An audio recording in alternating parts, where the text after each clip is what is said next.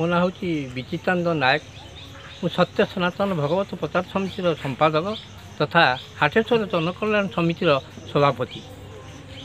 ଆଜି ଆପଣଙ୍କର ଏଇ ଯେଉଁ ଆଜି ମଦ ବିରୋଧୀ ଆନ୍ଦୋଳନ ପ୍ରୋଗ୍ରାମ କଲେ, ଏଇ ଯେଉଁ ସଭା କାର୍ଯ୍ୟ କରୁଛନ୍ତି, କ'ଣ ପାଇଁ, ତାର ଉଦ୍ଦେଶ୍ୟ କ'ଣ, ଆପଣ ସେ ବିଷୟରେ ଉଦ୍ଦେଶ୍ୟ ମୁଁ ଆଜି କାଲିଠୁ ମୋତେ ଆଦିଶକ୍ତି ଯୁବ ପରିଷଦର ସମ୍ପାଦକ ଜଣାଇଲେ ଯେ ଆମର ମଦମୁକ୍ତି ବାହିନୀର କର୍ମକର୍ତ୍ତାବୃନ୍ଦ ଏବଂ ଆଦିଶକ୍ତି ଯୁବ ପରିଷଦ ସମସ୍ତ ସଭ୍ୟବୃନ୍ଦ ଆଜି ଯେଉଁ ମଦମୁକ୍ତି ଆନ୍ଦୋଳନ ଚାଲୁଅଛି ସେଥିରେ ଅଂଶଗ୍ରହଣ କରି ଲୋକଙ୍କୁ କିପରି ସଚେତନ କରାଯିବ ସେ ବିଷୟରେ ଆଲୋଚନା ଚକ୍ର ଅନୁଷ୍ଠିତ ହେବ।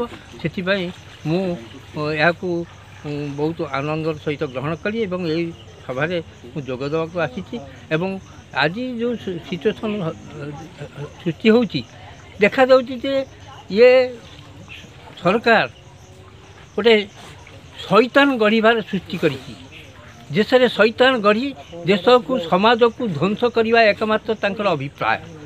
ତେଣୁ ସରକାର ଆମେ ଗଢ଼ିଥିଲୁ ଦେଶର ଉନ୍ନତି ପାଇଁ, ଗରିବ ଲୋକଙ୍କର ଦୁଃଖ ପାଇଁ, ସମାଜର ଉନ୍ନତି ପାଇଁ, କୃଷିର ଉନ୍ନତି ପାଇଁ, ଜଳସେଚନର ଉନ୍ନତି ପାଇଁ। କିନ୍ତୁ ଏହା ପରିବର୍ତ୍ତେ ମଦକୁ ପ୍ରୋତ୍ସାହନ ଦିଆଯାଇ ଦେଶକୁ ଧ୍ୱଂସ କରିବା ଏହାର ଲକ୍ଷ୍ୟ ଏବଂ ପ୍ରକୃତ ପକ୍ଷରେ ସରକାର ଠିକ୍ ବାଟରେ ଏ କାର୍ଯ୍ୟକ୍ରମ କରିପାରୁନାହାନ୍ତି। ତେଣୁ ଦୁଃଖର ବିଷୟ, ପରିତାପର ବିଷୟ, ଗଣତନ୍ତ୍ରର ଯେଉଁ ଲକ୍ଷ୍ୟ ନେଇ ସରକାର ଆଜି ସୃଷ୍ଟି ହୋଇଛନ୍ତି ଏବଂ ଆମେ ଯେଉଁ ଜଣେ ନାଗରିକ ଭାବରେ ଆର ପୂର୍ଣ୍ଣ ବିରୋଧ କରୁଛୁ ଏବଂ ଏ ଯୁବ ସମାଜମାନଙ୍କୁ ଆମେ ଆହ୍ୱାନ ଦେବୁ ଏବଂ ସଚେତନ କରାଇବୁ। ଆଜି ଲକ୍ଷ ଲକ୍ଷ ସଂଖ୍ୟାରେ এই ଯୁବ ବାହିନୀ ଆଗେଇ ଯିବେ এই ଦୁର୍ନୀତି, এই ଯେଉଁ ମଦ ମୁକ୍ତି ନିବାରଣ ପାଇଁ ସଜାଗ ହେବେ, ସଚେତନ ହେବେ। এই ସରକାରଙ୍କର ଯେଉଁ ପ୍ରୋତ୍ସାହନ, ମଦକୁ ପ୍ରୋତ୍ସାହନ ଦେଉଛନ୍ତି, ଦେଶକୁ ଧ୍ୱଂସ କରୁଛନ୍ତି, ଇଏ ଆମର ପବିତ୍ର ଓଡ଼ିଶାର ଧ୍ୱଂସ କରୁଛନ୍ତି। ତେଣୁ ଏ ଜନସଚେତନା ସମାଜକୁ ସୃଷ୍ଟି କରିବା ପାଇଁ, ସମାଜରେ ଶାନ୍ତି ଶୃଙ୍ଖଳା ରକ୍ଷା କରିବା ପାଇଁ ଏ ମଦ ମୁକ୍ତି ଆନ୍ଦୋଳନ ଏକମାତ୍ର ସହାୟକ ହେବ, ଏଥିରେ ତିଳେମାତ୍ର ସନ୍ଦେହ ନାହିଁ।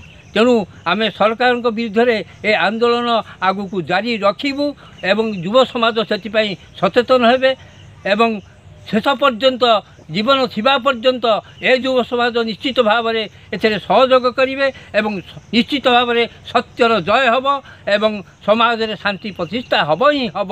ଏହା ହିଁ ଧ୍ରୁବ ସତ୍ୟ।